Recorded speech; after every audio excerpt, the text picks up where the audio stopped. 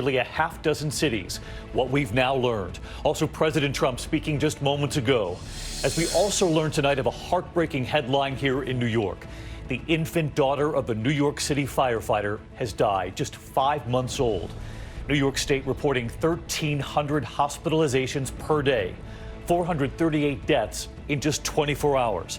And tonight, the major news from Governor Andrew Cuomo revealing preliminary results of antibody tests across New York State and in New York City as well. What the numbers reveal, how many people may have been exposed to the virus and how many might have some form of immunity.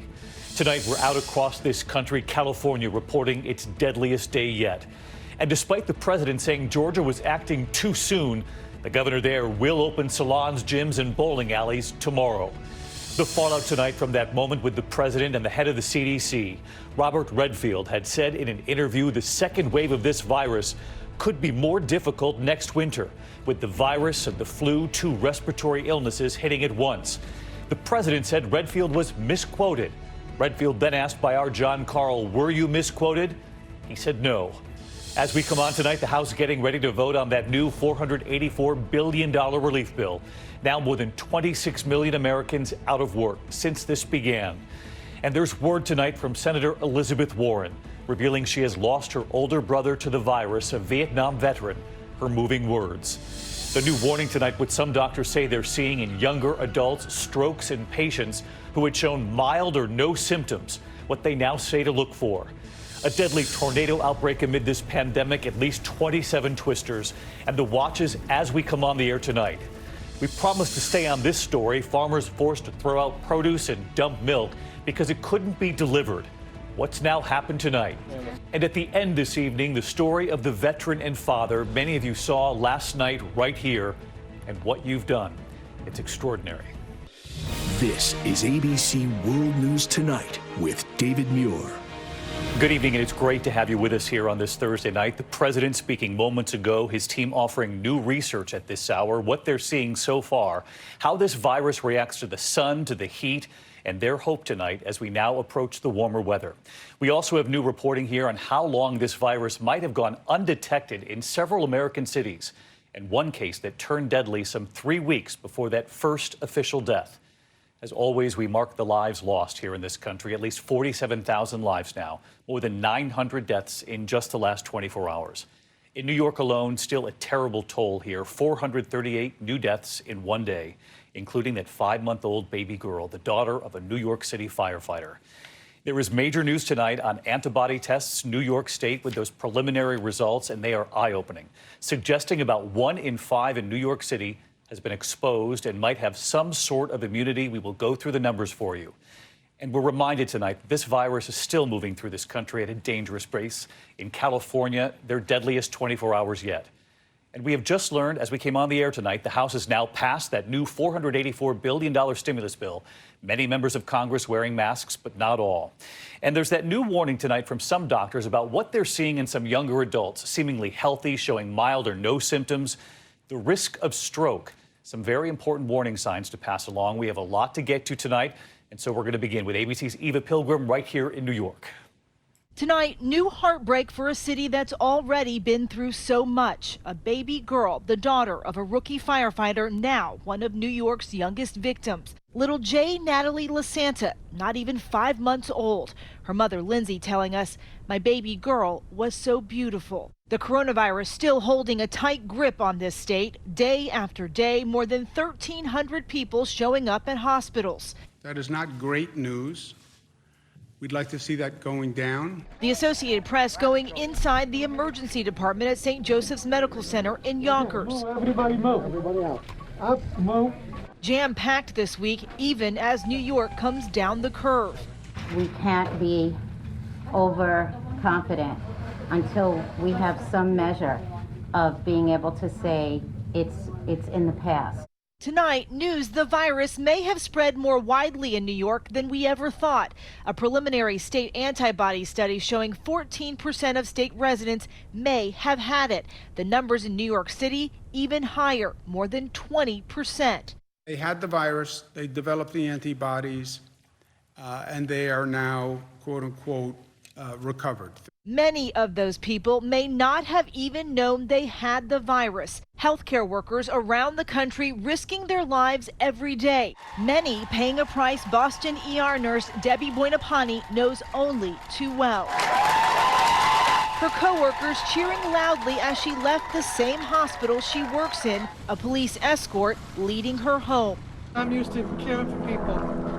And when I was on the other side, I can't breathe, and I'm dependent on a nurse and a doctor and medication to help me breathe. And it was really hard. Tonight in Georgia, businesses like gyms, tattoo parlors, and bowling alleys are preparing to reopen after getting a green light from Governor Brian Kemp.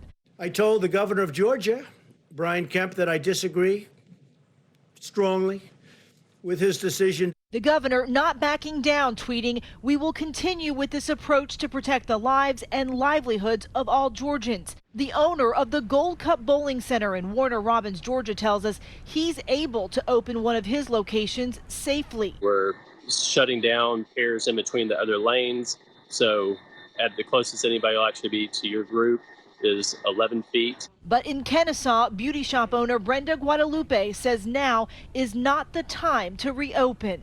I just would never feel comfortable if anything ever happened to any of my clients because they came in my salon. Across the country, each state battling its own challenge. California marking its deadliest day yet, 117 people dying overnight. Senator Elizabeth Warren revealing her brother Donald passed away in Norman, Oklahoma. The senator tweeting, "I'm grateful to the nurses and frontline staff who took care of him, but it's hard to know that there was no family to hold his hand or to say I love you one more time." President Trump has been publicly tussling with his own advisors over what we could be in for. CDC Director Robert Redfield telling the Washington Post a second wave of coronavirus in the fall could actually be even more difficult than the one we just went through. Dr. Robert Redfield was totally misquoted in the media on a statement about the fall season and the virus. Totally misquoted. The president then calling Redfield to the podium. I didn't say that this was going to be worse. I said it was going to be more complicated or more difficult and potentially complicated because we'll have flu and coronavirus circulating at the same time. But ABC's John Carl reading back Redfield's comments to the Post. That's the quote from the Washington Post. You were accurately quoted, correct? I'm accurately quoted in the Washington Post. The president insists there may not even be a second wave in the fall. We're going to be watching for it, but it's all possible. It's also possible it doesn't come back at all. But minutes later, from Dr. Anthony Fauci, we will have coronavirus in the fall. I am convinced of that. Whether or not it's going to be big or small is going to depend on our response. The doctors appear convinced there will be a second wave. Of course, Dr. Fauci, they're saying just how big we do not know. And Eva with us live. The president tonight just announcing moments ago some hopeful results of a new DHS study. This data just emerging now, which could give us new clues about what could happen with this virus as the weather gets a bit warmer, Eva?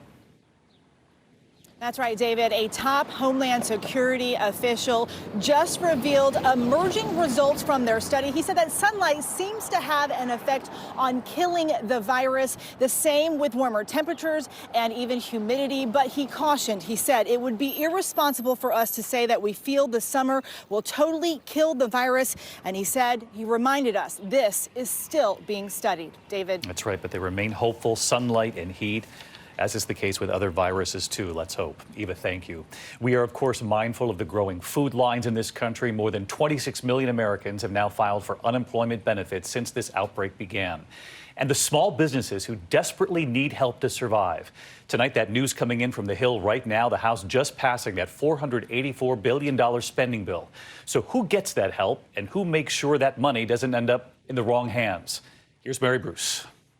Tonight, unemployment in America has gone from bad to worse. Keep it going. The toll across this country visible in those massive lines at food banks, from Florida How many meals? to New Jersey 5? Okay. and Texas, where many like Neil Carroll are going to a food bank for the first time. I've applied for unemployment, but it's taking a while, so just need the help. The The House will be in order. In Washington today, members of Congress back on Capitol Hill in masks and gloves, lining up to vote in staggered groups to pass a new relief bill, including $310 billion to replenish the tapped-out loan program for small businesses. Rahama Wright owns a small beauty business in D.C. She tried but wasn't able to get a loan before the fund ran out. My business has been tremendously impacted by COVID-19. But who did get some of the money? Many bigger companies like Shake Shack, Ruth's Chris Steakhouse, and Sweetgreen. With outrage growing, all three are now returning the millions of dollars they were given. As for Wright, she's furloughed her employees and tells us she's worried her company won't make it. We are equally a part of the economy as much as these large companies are, and right now we need help. Those small business owners have a right to speak up tonight. Mary with us live as well. And there's news that some businesses that got some of that original stimulus money, Mary, will now have to pay it back. David, the Treasury Department just announced that any publicly traded company that received one of these loans now has to pay it back. It's a move to try and make sure that this money ends up in the hands of those small businesses who need it most. But David, experts tell us that this fund, because the need is so great, it could run out of money again within a week. All right, Mary Bruce following the money for us. Mary, thank you. Now to that new reporting that suggests this virus might have been spreading undetected in several American cities weeks before that first confirmed death. Here's ABC's Kaylee Hartung. Tonight, the discovery of an early death, rewriting the timeline of the COVID outbreak in America. 57-year-old Patricia Dowd died in Santa Clara County, California back on February 6th, 3 weeks before the first documented COVID death in the country. There was some significant level of virus circulating in our community in early February, and who knows how much earlier. California's governor telling coroners statewide to investigate cases as far back as December. New research finds that by March 1st, when the U.S. had just 23 confirmed cases, hidden outbreaks were spreading undetected in 5 major cities, including Boston, Seattle, Chicago, San Francisco, and New York, according to the New York Times. The actual number of cases then may have been at least 28,000. In Texas tonight, ABC News following Jimmy Hayden's fight with the virus. He was on a ventilator before receiving a plasma donation from someone who had the virus and recovered. Just 2 weeks later, he's back home. How do you thank someone that truly saved your life? And I can't wait to do my part. I need to tell you what I did last night. Oh yeah, what'd you do? I donated plasma. Oh, awesome. After 3 weeks of dead ends. A couple of weeks ago, I tested positive for COVID-19. It was a form I filled out on the Red Cross website that led them to call me in. In less than an hour. This is your plasma right here. So separating the golden plasma. If somebody's waiting for it, it's ready. I just can't believe that I have the ability to do something that could be so helpful. It is brave, Kaylee, and I know your plasma donation you were telling us earlier today will now potentially help up to 4 patients. David, that is surreal to hear. And I had to show the results from my original positive COVID test, but now the Red Cross is saying next week they plan to use antibody tests to identify even more convalescent plasma donors. David. Kaylee, best of luck to you. You'll keep us posted. There is new concern tonight from some doctors about what they're seeing in some younger adults, seemingly healthy, showing mild or no symptoms. The risk of stroke. Here's Gio Benitez.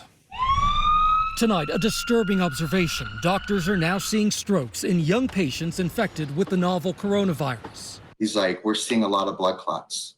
This is 49-year-old Michael Reagan. He was recovering from COVID-19 when doctors found blood clots in his lungs. So you were feeling pain in your lungs? Yes, intense pain like I would imagine a heart attack would be like. I am in my 40s. I have run marathons. I was a yoga instructor. And if I can get this ill from it, anybody can. And clots can lead to strokes. Neurologist Dr. Thomas Oxley says he's seen at least 5 young patients with strokes over the past 2 weeks. These patients were all in their 30s and 40s. 2 had no underlying conditions. These are not particularly sick patients. Doctors have reported clotting in COVID-19 patients. These are lung and heart scans of a patient in his 30s from New Orleans who was fighting COVID-19. And this area here is the large blood clot that was threatening to stop his heart. When did you start noticing that blood clots were an issue? I did one of these procedures weeks ago, and it was in a young patient with no past history who'd been at home with COVID. And so that struck me as unusual. And then we saw a run of patients in the same category.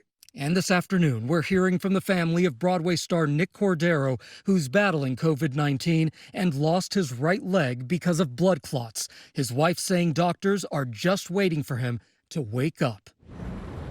And David, doctors here really want you to think about those signs of a stroke. Remember that acronym, FAST, F-A-S-T. That's face drooping, arm weakness, speech difficulty, and then the T is for time to call 911. David? All just really important, Gio. Thanks for bringing that tonight. When we reported here on the farmers forced to throw out rotting produce and that spoiled milk, we said we would stay on this, wondering if there's any way to get that food to the families who need it. There is news tonight, and here's Steve Osunsami. The people you're about to meet say they wanted to help after hearing this report. Real questions after some farmers were forced to destroy their crops, dump milk, unable to deliver to those in need. I'm sitting on my couch. I watched your report at 7:30 p.m. Tuesday, April 14th, and I said, this is wrong. We need to do something. Our story was about farmers who were pouring milk down the drain and watching vegetables rot in their fields. The coronavirus is hurting them too. John Body, a money manager, decided to call a few friends the very next day, and the idea was born. They would send semi-trailers to the nation's farms and bring back free food to people in need. Cabbage farmers, potato farmers in upstate New York.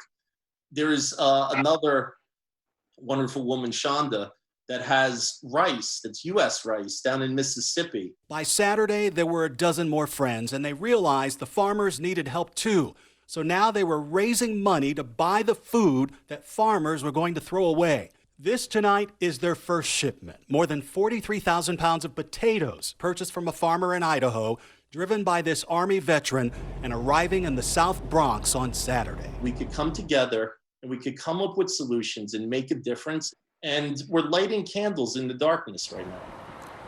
This has now grown into an operation with 3 large trucks, hundreds of volunteers, and even small businesses donating their relief money from the federal government. Amazing is a good word to describe this. David? Well, we salute John and everyone trying to help. Just the beginning, Steve, and I know you're going to stay on this. Thank you, Steve. When we come back tonight, at least 7 dead this evening, a tornado outbreak. The watch is up right now. And then news from Tom Hanks tonight, what he's done. When you think of a bank, you think of people in a place. But when you have the Chase mobile app, your bank can be virtually any place. So when you get a check, you can deposit it from here. And you can see your transactions and check your balance from here. You can save for an emergency from here. Or pay bills.